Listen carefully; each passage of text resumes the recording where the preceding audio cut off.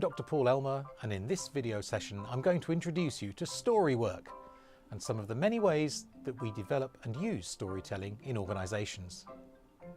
There are two main areas of story work: collecting stories and telling stories. Most of the scholarly research is concerned with collecting and analysing stories, with a much smaller and less developed strand of work in creating them.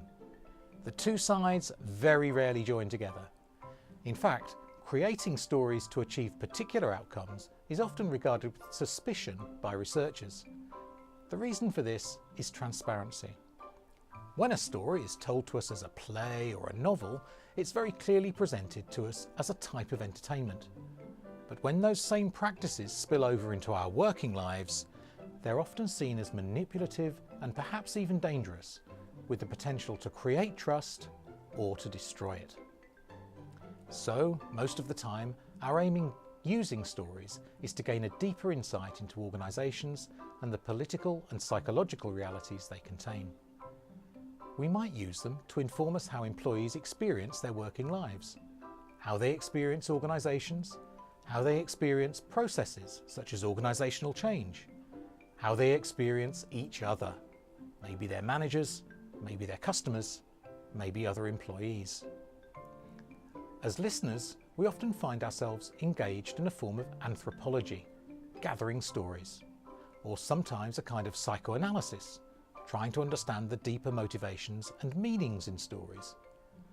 We collect stories by listening to them, observing, and recording little fragments of social life.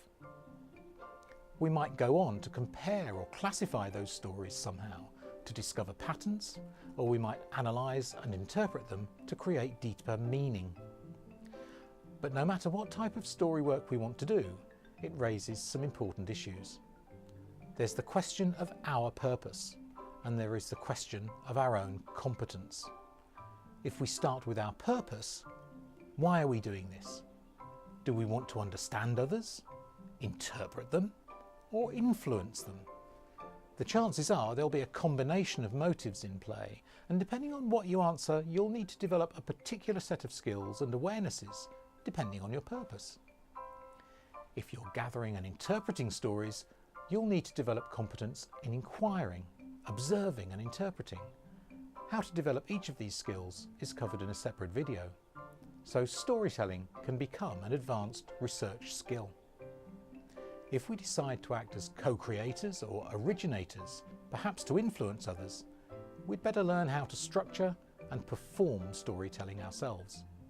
In those roles, you'll need to join listening skills with the ability to retell, originate and perform stories, and I'll be covering some of those skills in separate videos too.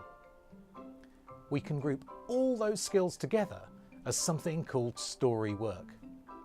Story work takes some of our existing skills and interests and develops them in new directions.